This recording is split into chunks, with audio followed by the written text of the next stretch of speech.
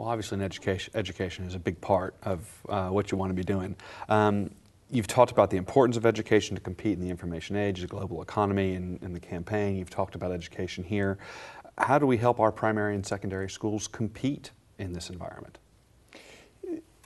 There are three areas in particular where I think we can make enormous differences, and there are all sorts of layers to this onion. One of them is it starts with the teachers. You've got to pay teachers sufficiently so that you get and can retain the top flight teachers. And quite frankly, in Tennessee, we're not competitive in terms of math teachers and science teachers. The old days when women had very few options for their careers and their professional work are gone.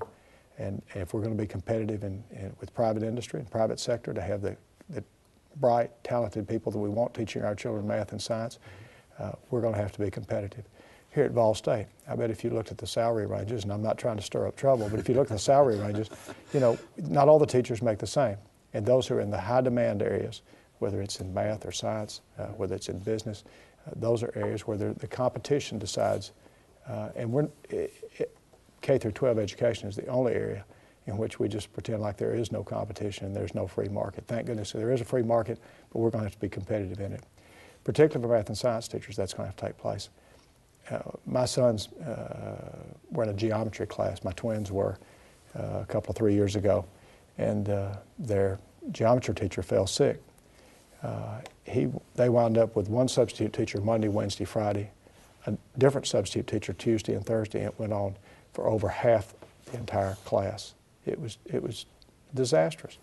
I went to see the local school officials, the assistant superintendent eventually, and I went not as a senator but as a father, and I said, look, I'm not trying to throw my weight around, but I'm concerned about my boy's education. He said, you find me a math teacher and I'll hire him, her, or it. University of Tennessee at Martin, 7,500 students. The December before that had graduated one math teacher. And he went back to being a policeman in Jackson, Tennessee. So effectively, they graduated nobody that could start teaching our children there. We're not keeping up. Math and science teachers are crucial to our future. Governor Bredesen has rightly said we're going to see that our children get more math and science. If we're going to do that, we're going to have more and better math and science teachers. Secondly, technology. In one math class my boys did have with a great teacher who, by the way, went to the mission field. It's the only time in my life I've ever prayed to get somebody going to the mission field, but she was a great math teacher, and I wanted my youngest son to have her as well. But she was working on the same technology, using the same technology they used when I was in school. Overhead projector, acetate sheets, grease pens. Meanwhile, in thousands of classrooms in this world, children are using computers to learn math with phenomenal software programs that are enormously helpful and very effective and very efficient. We've got to update our technology. We've got to have the kind of broadband pipes and access in the schools. My twins wanted laptops when they were in 7th grade, and we said, well, if you learn to type 25 words a minute, you can get them. If you don't, you can't. So they met this woman named Mavis Beacon, who's actually a software program. They learned to type 25 words a minute. We got them the laptops. They graduated from high school in May without one day ever having taken those laptops to middle school or to high school, because the desks are slanted for writing, not flat for computing. There's no place to plug them in, and they don't have the kind of infrastructure that you need to support those.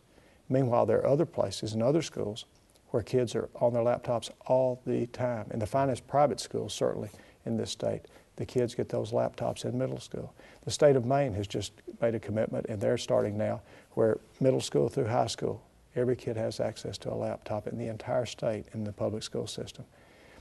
Our kids can compete if we'll give them the tools. And just like a number 2 pencil used to be the tool when you and I might have been in school, today it's a laptop, it's a computer. Our kids, when my boys had that geometry teacher get sick, instead of having different substitute teachers who weren't math teachers at all, they could have had access to the finest math teachers, not just in that school or in that county, but in this state or in this country or in this world, if we'd had the right sort of access to the internet and the right sort of programs. I've seen it work. It's happening some places. It can happen all over Tennessee, and every Tennessee child ought to have that kind of access to the tools for the 21st century so they can get the jobs of the 21st century. The people that are applying to work in the factory at Volkswagen, if they can't apply online, they can't apply. You literally have to fill out the application online. They won't take a piece of paper from you.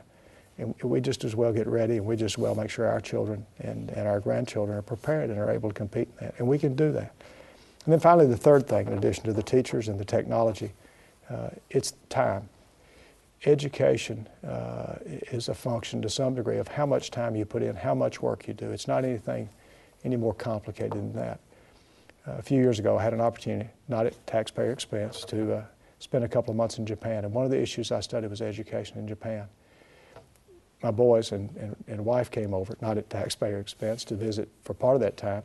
And I introduced my boys to another child who was the same age. He graduated this spring as well. In terms of actual instructional time, because the Japanese school year is so much longer, they have much shorter summer vacations, they have requirements during the summer vacation, they have very short holiday vacations. They go to school not just Monday through Friday, but also on Saturday. They have cram schools after schools that most parents pay for, in addition at their own expense. In terms of instructional hours and actual classroom time, when that little boy named Keo graduated, he had about the equivalent of half again the instructional time as John and Rick did. Now maybe they don't do it exactly right in Japan, but I'm telling you, we're not going to compete with the brightest kids all over this earth unless our kids put in the time and do the work. That's one of the reasons charter schools are succeeding so many places. If the kids are putting in the time, if they're, instead of getting in trouble in the afternoon and goofing off, they're studying, they're learning, they're working, they're growing, those kids can excel. And Tennessee's kids can excel if we make sure they have the teachers they need, the technology they need, and they put in the time that they need to put in. Okay. Very good. Thank you. Are you a supporter of expanding pre-K for more of our families? Absolutely. You know, one of the most staggering and frightening statistics for me in this, if you look at Tennessee and our children, is that over 4 in 10 children now in Tennessee are born to single moms. Over 4 in 10. In the city of Memphis, more than 2 out of every 3 babies is born out of wedlock. I represent a district that is 9 counties. It stretches across West Tennessee and into Middle Tennessee. In the least percentage in my district, it's 1 out of every 3 children born out of wedlock.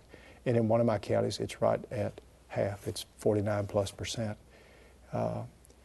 Those children, I mean, there are a lot of great moms who do a great job raising those children, and God bless them. I don't know how they do it. It's all my wife and I have been able to do, both of us pulling together and trying to raise our 3. But for those single moms who don't have that support, or in too many instances, the single grandmothers or aunts or other people not even related that are raising these children, what it means is those children are much more likely to be in poverty, much less likely to get the educational support they need before they get to school, much more likely to start out behind the other children. And so pre-K becomes absolutely essential, particularly in these times when so many children are at such risk. If this program were implemented, how would they find out how to get their children in this program, in the pre-K program? We have expanded pre-K already for at-risk children in this state. Not as much as I know Governor Bredesen wants to, more than some others wanted to. But basically, as these children are coming along, they sign up, and just like for kindergarten, you do for kindergarten, well, they're signing up for pre-K. They're identified and they're given that opportunity. It's not mandatory, it's not required. Nobody's children are forced to attend. But for those who want their children to have those opportunities and those privileges, if they're at risk and meet certain income guidelines, basically, they get those opportunities.